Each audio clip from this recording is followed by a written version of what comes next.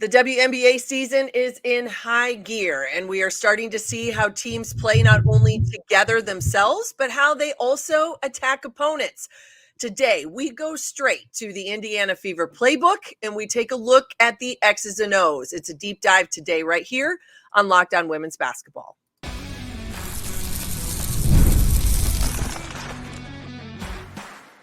You are Locked On Women's Basketball, your daily podcast on women's basketball. Part of the Locked On Podcast Network, your team every day.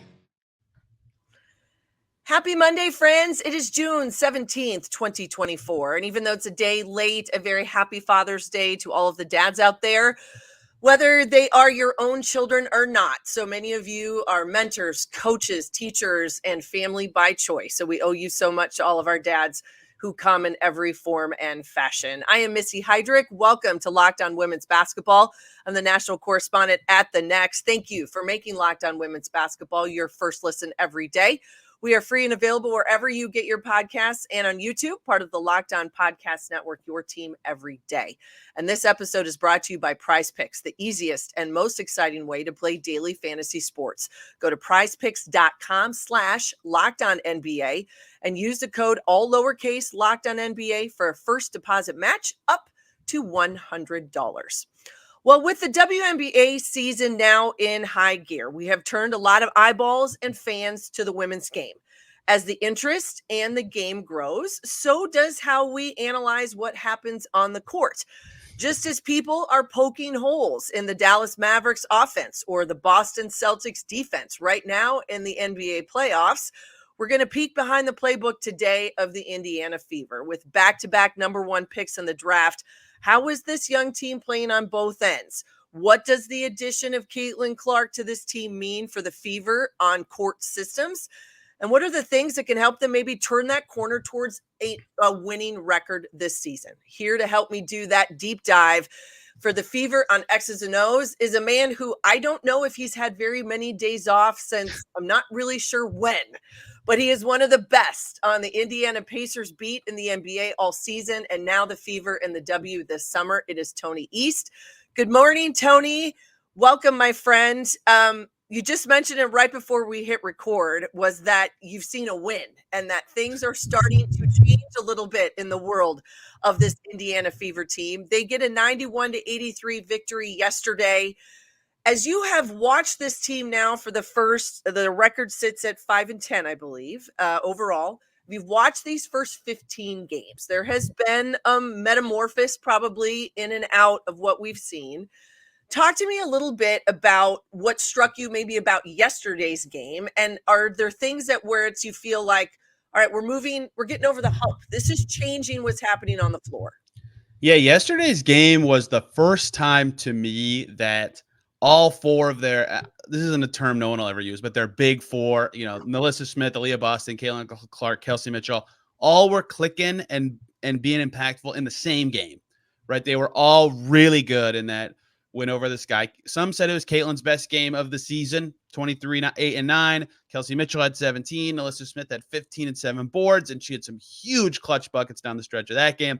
And Aaliyah Boston's made a clutch shot every game for the last 10 games of her life, and she had 19 and 14. They were all good at the same time, which is why that game stood out so much to me, because you can tell recently as Aaliyah's been playing a little better that they've kind of been working a little more towards slower, like play through the post kind of play, and Caitlin's really fast and upbeat, and that's all great. And so merging those two things is kind of the name of the game for them to getting better, and their offense has looked phenomenal recently, but like in a lot of their recent wins, they beat the Dream earlier this week, and Aaliyah was sensational, and Kelsey Mitchell had 24, but it wasn't as good of a statistical Caitlin Clark game. They beat the Mystics the week before that. Caitlin was unbelievable. That was her 30-point game that, really got a ton of eyes on the Fever, and Aaliyah and Melissa Smith both had 10, right? Like they were fine, but that yesterday, Sunday, was the first time that all four of them were like, wow, popping, the ball was moving, they were blending the pace, they were using all their strengths, playing through the post the way Christie Sides wants.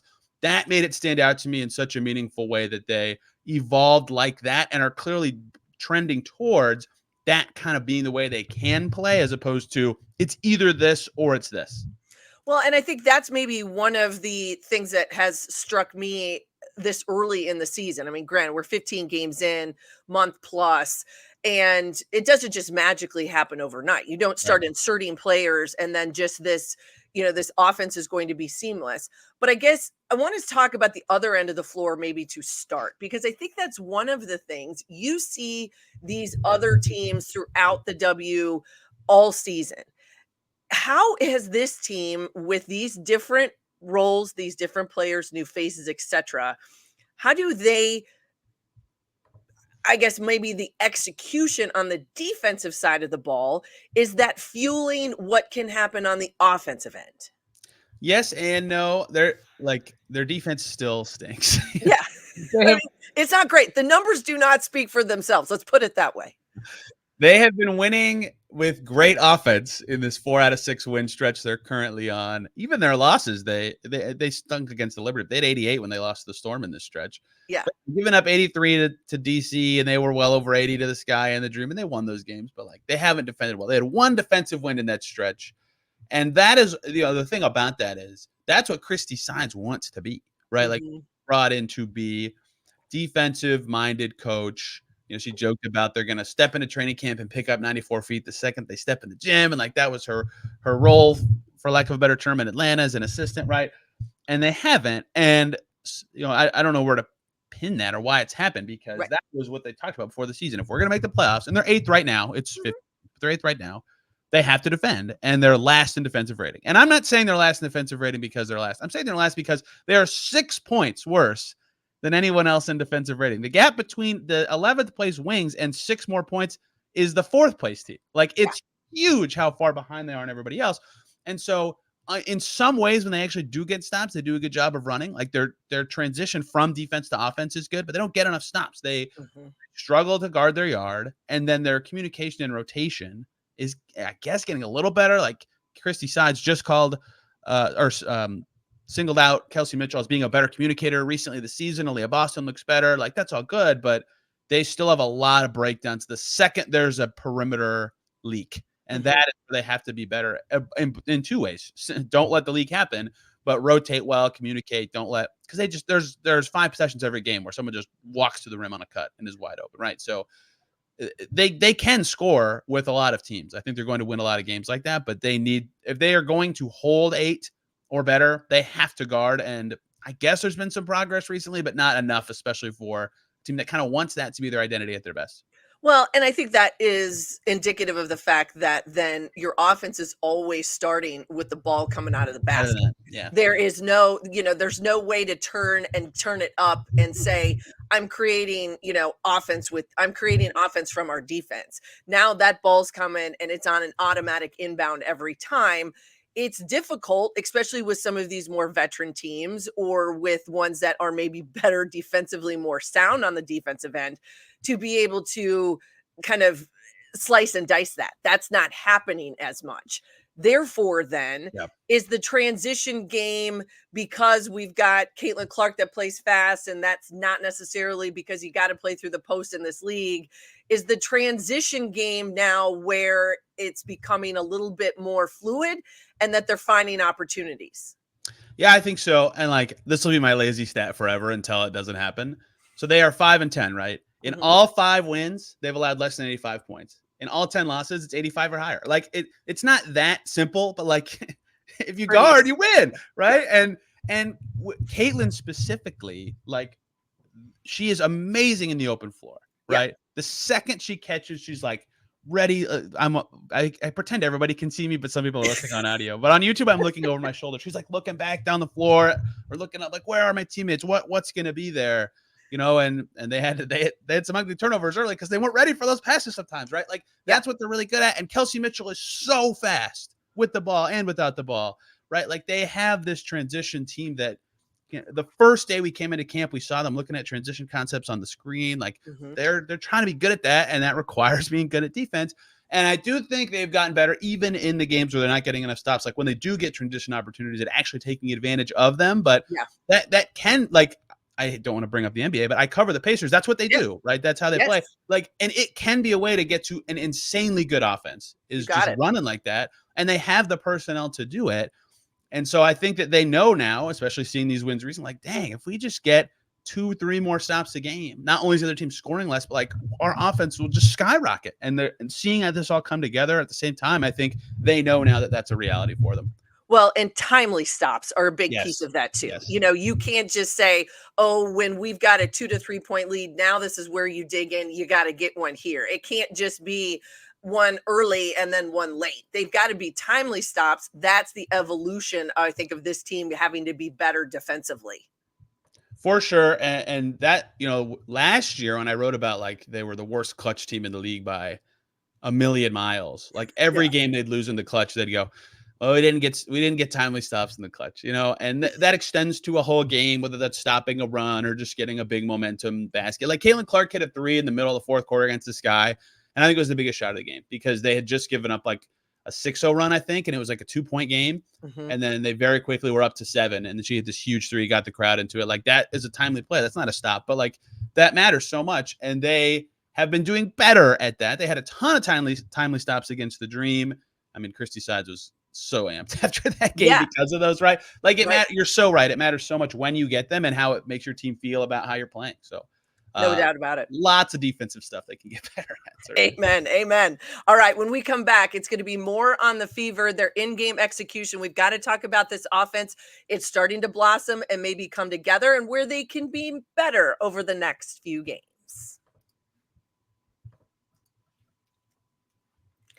Well, when you are hiring for your small business, you want to find quality professionals that are right for the job. That's why you have to check out LinkedIn Jobs. LinkedIn Jobs has the tools to help find the right professionals for your team fast and for free. LinkedIn isn't just another job board.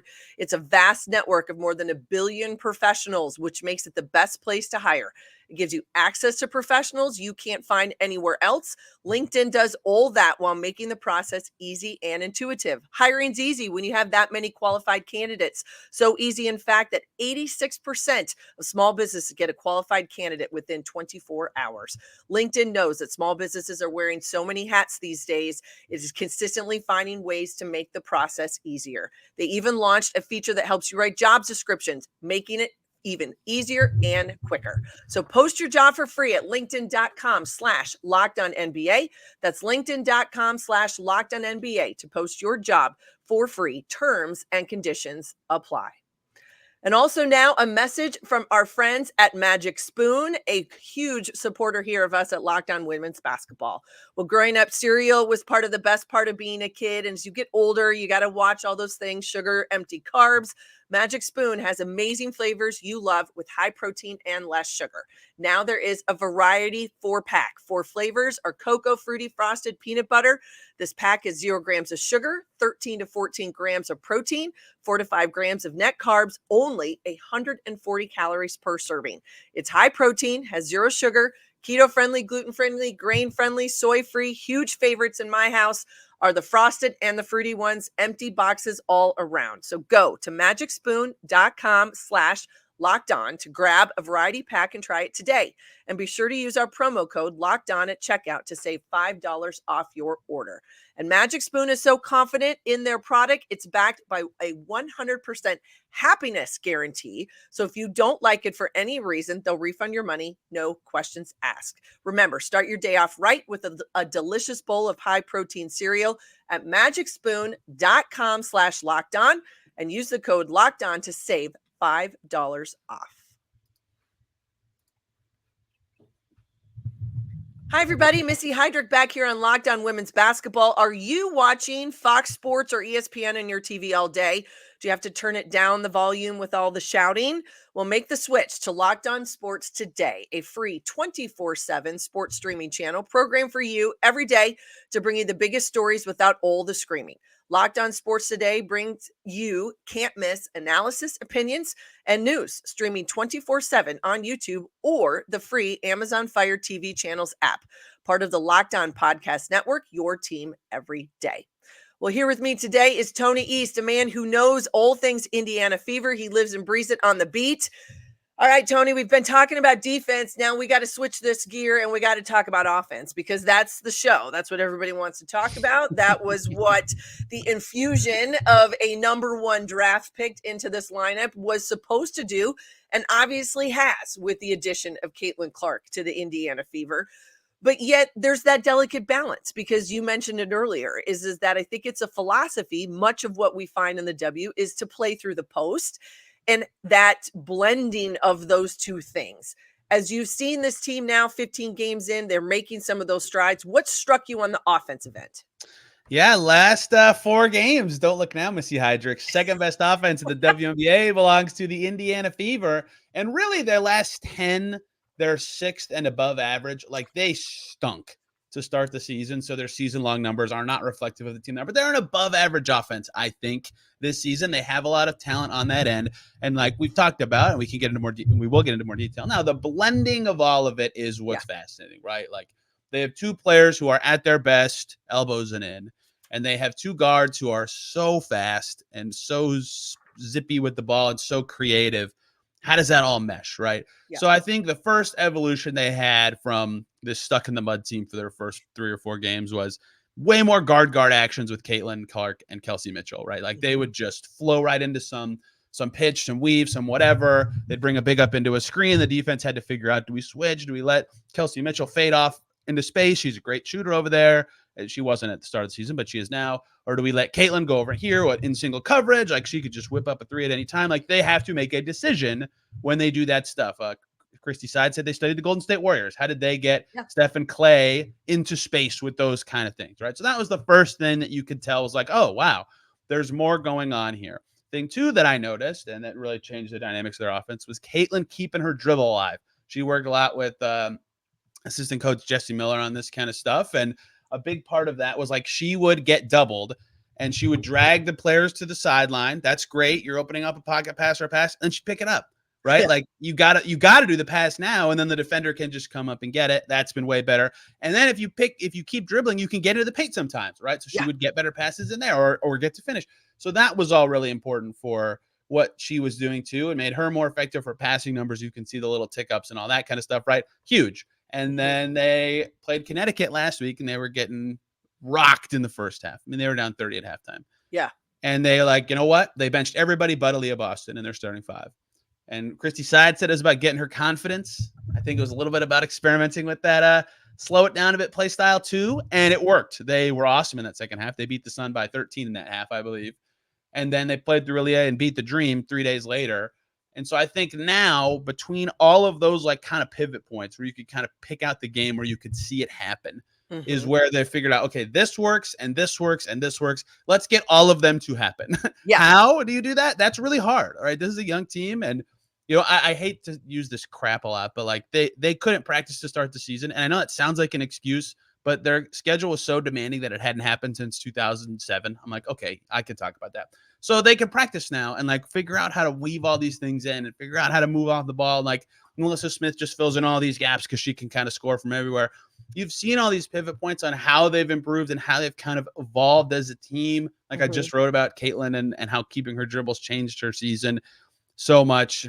And so I think that those kind of things would keep happening, where there's going to be a game in a couple of weeks where it's like, wow, Katie Lou Samuelson took 6 wide open threes because defenses had to adjust how they're doing that. And so I just rambled for a very long time, but that's kind of how I've seen their offense evolve as the season has progressed, and why I think, because they have all these options and play styles, they'll always be pretty good on that end of the floor. Well, and I think it's interesting you make that the correlation of Christie Sides talking about something like the Warriors, because I think that's one of the things that people forget. And I spend the majority of my time in the college space, which it is not necessarily the pick and pop and the pick and rolls. That's not how the college game evolves right now. I mean, you'll see it intermixed on the women's side. We see it in part of the men's game as well, but it's not the focal point. And so that transition for younger players, a Clark, a Boston, when you come into this league, and now you got to have different players that can play off those pick and pop in different ways, whether that's a 3-point shooter, that's someone to turn the corner. And now I got to draw 2 people at me once I've turned it off that high ball screen and find an open shooter. Or are your posts quick enough and agile enough to move and find the pocket pass? That's not only execution, I think, but that's also just making those adjustments. Yes. And it's like, if you're Caitlin Clark and you've had the same screener your junior year, and then she goes to W, and then the same screener your senior year, and then that player's in the, not your screen anymore. Now it's Leah Boston sometimes, or it's Melissa Smith sometimes, or, it's Temi Fagbenley sometimes. Like, it's all different, and it's how the variation of the W game is a big part of the adjustment from the college game to the pros too. And so I think that's been a part, like, in everyone's head, including me, hand up, like, it was so obvious day one. It's like, oh my gosh, Leah Boston, Caitlin Clark, pick and roll, like 30 of them a game. Let's go. We're going to do it all day, all day. Yeah, every possession, like the defense isn't just going to be like, oh, that's all they're doing. So it just takes time. And I know that that's boring. Like, everybody wants sports to just be like day one, everyone's awesome, let's go. But you're seeing them all kind of figure it out recently, and it will still get better. And there will be lumps. They have looked miserable against the best teams in the league this season, but they certainly are getting better in meaningful ways. And I think that a lot of the evolutions and differences of, like you mentioned, the pro and college game are stuff that they're trying to weed out very quickly. And they're going to be the youngest team in the league for like 2 more years because they've had so many draft picks. So they'll get 100%. There. Yeah. Well, and when you look at the numbers, pulled off some of the WNBA stat leaders, this team, they are 5th right now in the league in 3 points made. They're top 5 in 3-point percentage. So we knew Caitlin Clark that was going to change how this team played, that they were going to play from behind the arc, that she has the capacity to do that. However, it seems as though ball in her hands opens up other shooters. Who are those people, and who's going to have to be even better as this season goes forward? 100%, right? You talk about her getting up however many threes she can or wants to in college. Like, in the pros, that's more of a gravity thing, right? And she still leads the team in attempts by a mile at 8. Right. But if 2 come to her, they're so afraid of her chucking the 3, they go somewhere else. Like, Kelsey Mitchell started the season shooting really bad. She's taken 6 a game at about 34%. And I think that can go a little higher. I mean, she takes tough. I actually have a theory that if Kelsey Mitchell's wide open, there's no chance the ball's going in. But if she is covered, it is going in. She's like the opposite of most shooters in that way. But, she like the last 2 years before this was like 39-40% from deep. So that should, in theory, get better. Katie Lou is finally rounding into form. So like her percentage looks really good, but she started super slow. If that could stabilize, that would be great. Lexi Hall is making threes. It's happening this season. Maybe that could be the thing. So they have a lot of shooters that, like, either in college or have a track record of being shooters in the pros, have been up and down. I think they're getting some stability there too, and that's been a part of their offensive growth. But those are the players that will be getting them up, besides Clark, obviously, in volume in a way that really changes what they do. And you got to have shooters. I mean, it's a pretty basic scenario. I mean, let's look at the Mavs, look at the Celtics, look at what's happening right now in the finals. And this is what we've seen throughout the W over the course of the last however many years. You can have all the great post players, you can have all the great mid-range, but you got to have deep shooters and people with range and consistency. That's just the name of the game. For sure. I don't have an answer for anybody else other than to be like, that's it, man. So you better be able to put the ball in the basket. That's all I'm saying. All right. When we come back, a lot of conversation has been about head coach Christie Sides. We're going to get Tony's take, what he sees in the X's and O's, what's happening on the floor, and what the next few games present for the Fever as they go on. But first, a message from our friends at Prize Picks. Prize Picks is America's #1 fantasy sports app with more than 5 million members. It's the most fun and exciting way for you to get in on the action while you watch your favorite sports and players. You just pick more or less on 2 or more player stats for a shot to win up to 100 times your cash. With Prize Picks, you could turn $10 into $1,000 in a single game watching your favorite sports this summer. You can make Prize Picks lineups in as little as 60 seconds, and you just need to pick more or less on 2 to 6 player stats projections, and you are locked in. When the finals are over, the hoops action doesn't stop on Prize Picks. Women's basketball is just getting started with young stars like Caitlin Clark and Angel Reese looking to make some names for themselves, along with the greats like Breanna Stewart and Asia Wilson. You could win up to 100 times your cash watching them play. Prize Picks is available in more than 30 states across the country, including California, Texas, and Georgia. And also, there's still the NBA Finals, so you can pick Jason Tatum or you can pick Luka. That's up to you. Download the app today and use the code LockedOnNBA for a first deposit match up to $100. Download the app and use the code LockedOnNBA for a first deposit match up to $100. Pick more, pick less. It is that easy. Hi, everyone. Missy Heidrick back here on LockedOn Women's Basketball with Tony East. He's the man in Indiana and all things Indiana Fever. He's been on the Pacers beat since God knows when. Like I said earlier, I don't know when he's actually had a day off. But with all of that said, Tony, and one thing we talked about, I said, I'm coming into this show. I don't want to talk about all the other drama, off-court stuff that happens. We're actually going to talk about basketball. And we're talking about the Fever, but yet with any organization, any team, college, pro, the buck stops somewhere, and it stops with the person sitting in that head coach's seat. So talk to me a little bit about Christie Sides, because I think that there's been, obviously there's a lot of chatter, and we've seen it. And whether that's from fans or other pundits, people that want to put in their 2 cents about how the start of this Fever season has been. They're 5-10. But as you said, they've won 4 of their last 6. Things are trending in the right direction. She came into this franchise with a mandate, with what she was going to do, and knowing that she has to build this thing. How has these first 15 games gone for Christie Sides, and what do you see moving forward?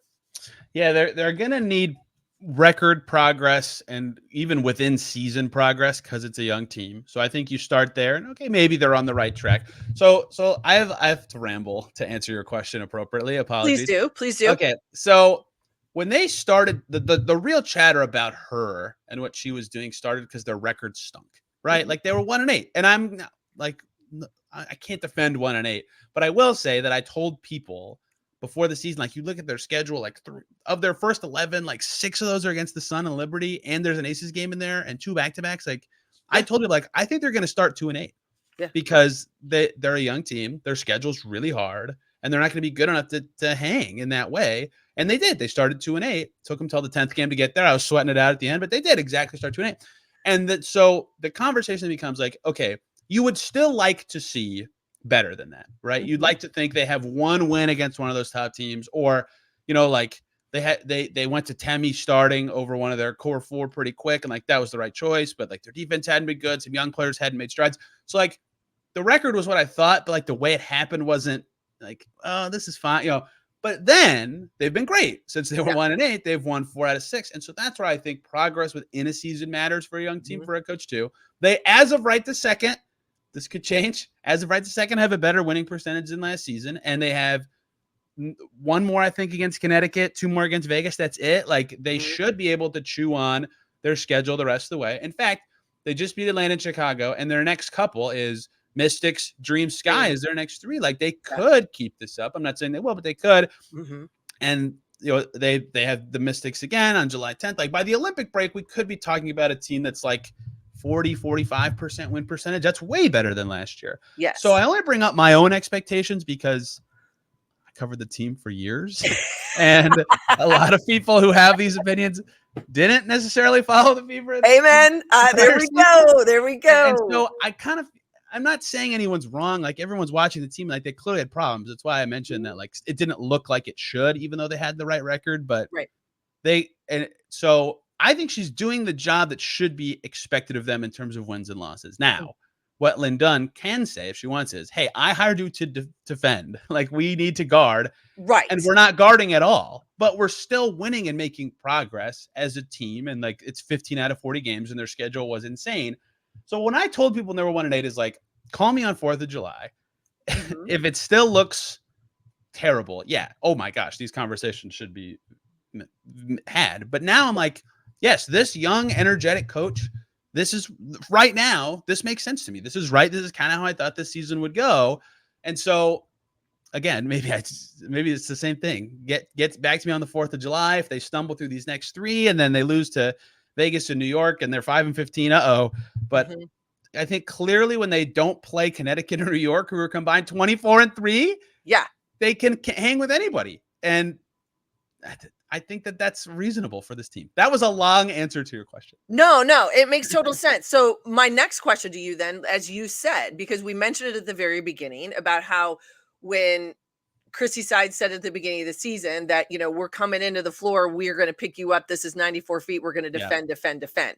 Your front office has said you are here to do that. We know you have to play defense in this league to win, to advance, to get yourself to the playoffs, to get over those humps, to be better than what we have been as a franchise. So and while they haven't been great defensively, they're making a few strides on the floor. Is this just simply a matter of personnel? Is it accountability? Is it X's and O's defensively? Or is it a hodgepodge combination of all of that thrown into the center court? Yeah, and going back to what you said, like Lynn Dunn, when she was a coach, it was defense, right? Like that's what the Fever were. They were nasty on D. They won a title that way, right? So I totally get that mindset from her. Yeah, it's a hodgepodge of all those things you said. Like if you look back at what they added and did not add, like Caitlin is a wonderful player. Yeah. She is not a plus defender, right? Like she's just not yet. So that's a minus on that end of the floor. Katie Lou isn't starting already, and I think she'll get there. But the thought was that her and Damiris Dantas, who they added in the offseason, would add some defense to the team. Damiris hasn't played, and Katie Lou has admitted herself, like, I took a year off and had a kid. Like training camp was way harder than I thought, right? Like, and you can't blame her at all. So like, she's clearly been much better recently. Like, and Lexi Hall too. Lexi Hall closed their last game. Yeah. But that kind of Lexi wasn't playing because she wasn't shooting enough to be on the floor. So if Katie Lou and Lexi can shoot and defend a little bit, I think that will naturally help them. But I bring a lot to say from a personnel perspective, they sucked at defense last year. And so if the players they added to help on that end aren't doing that, and they added a rookie who isn't guarding well, like their personnel's not that good. Yeah. And Aaliyah Boston admitted too that she wasn't playing to her standard early in the season, and she was supposed to be this anchor. So that's part of it. Schematically, I'm not a genius when it comes to defensive schemes, but if you're rotating bad every game, like we need to make a change. Like I feel like that's something that's got to be addressed then.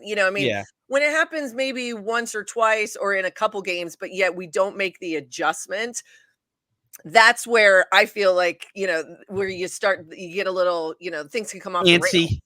Yeah. And so like, I'm like, okay, now we got to start drilling in here. And again, I think that goes to accountability of, hey, we've just got to be better. And I need to find people I can put on the floor that can be better doing that. Last 6 games, their defensive rating is better. Last 4 games, it's 9th. All right. Progress. There we go. So I agree with that. And like the way I think about what defense should be is like, if you're really dialed in, you want the offense to be reacting to what you're doing, not the other way around. And so like being aggressive makes sense. Like I agree with Christie Sides that is smart, but if it doesn't mesh with the team you have, like, do you really want to instill that for the long term? If it's costing games now, like that, I understand all this discussion, but maybe that's part of it too.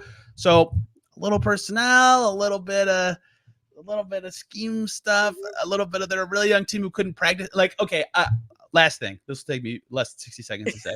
I always thought like they would say, "Oh, we don't have practice time," and I'm like, I kind of don't buy that, because you're a professional. Like I feel like sometimes you're a professional basketball player, right? But then they had 2 days at home before they played the Sky the second to last time, and they had a day where they could focus on their shell defense and lock it in.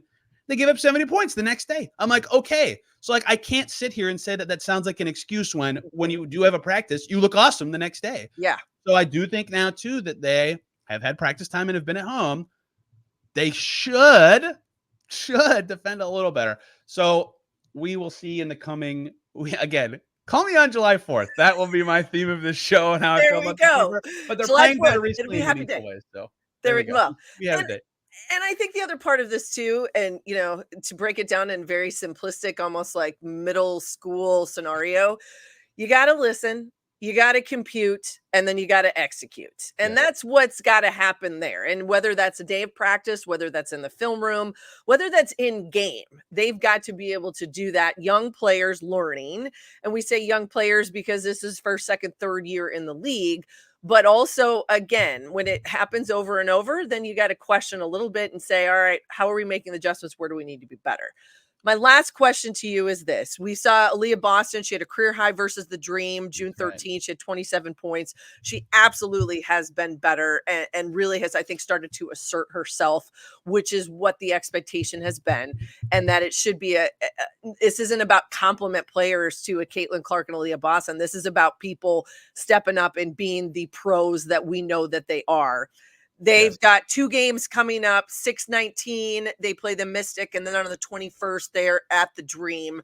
1 home game, 1 on the road. As you look at this next week, now that they've started to make some of these strides, make some of these prospects, you get a taste of winning. What does this next week look like against these games, and what's the expectation? Yeah, keep cleaning up against games you like. No one will beat you up if you lose to the Atlanta Dream, but like they got to beat the Mystics. They've got to keep showing that they're making these the progress with the results specifically. Yeah. And Aaliyah's growth has been a big part of that since you mentioned her specifically. Like these last 2 games, like I told people before the season, I was really happy for Aaliyah because Caitlin's eyes on the team will mean that people realize like how good Aaliyah is. Yeah. And then she even said like, dang, like I didn't start the season very well, but she's been awesome recently. And so her playing well in these next 2-3 games, if the team, because they play the Sky after that 2-game stretch you said, I think if they continue to show what I talked about at the beginning, and Aaliyah's a big part of this, that top core 4 can blend all together on offense, even if the defense is just like still pretty average. I think average at best would be nice. If that would be like, okay, this team can at least stay in or get a little above 8th, and that's what they wanted this season to be about. Yeah, no doubt about it. All right. Tony East, I so appreciate you because you have seen it all so far this season and will continue to see it. And as everybody knows, now we have to find out on July 4th. You can send him a message on X. You can find him and see what he thinks come July 4th. No, but where does everybody find you, my friend? Yeah, I tweeted about the men's team here too. So if you're looking for just Fever Thoughts on Twitter, that might not be the way to go. But Tony R. East is where that is. And then at the next on our Fever page, Talia Goodman's helped me out too. She's been awesome so far, and we always have podcasts and other people parachuting in when the Fever are in different places. There's tons of stuff you can get there. So fantastic. That's awesome. And I have to ask you before I go, tonight is what, game 5? So give me your thoughts. Celtics, Mavs, what's going on here? I don't like covering NBA free agency, so I'm rooting for the Mavs. Do not make the offseason start yet. That is my thoughts on the finals. You want this thing to go as long as humanly possible. Is that what you're saying? Yes, please. There we go. And then it will just add more drama to all of the things that go on in the world of sports. That's what this is. That's right. All right. Well, thank you, Tony. You can find me at Missy Heidrick on X, formerly known as Twitter, wherever that is. Get over to thenexthoops.com, see all of my amazing colleagues there, and then follow this podcast at LockedOn WBB. We've got you covered from everything from college to W Internationals kick up. The Olympics is coming. Everything you need is at thenexthoops.com. Locked On has launched the first ever national sports 24/7 streaming channel on YouTube, and now it's available on Amazon Fire TV in the free Fire TV channels app. Locked On Sports Today is here for you 24/7, covering the top sports stories of the day with the local experts of Locked On, plus our national shows covering every league. Find Locked On Sports Today now available on the free Fire TV channels app. Happy Monday, everybody. Have a fantastic week. Stay cool wherever you are and enjoy all the basketball in front of us.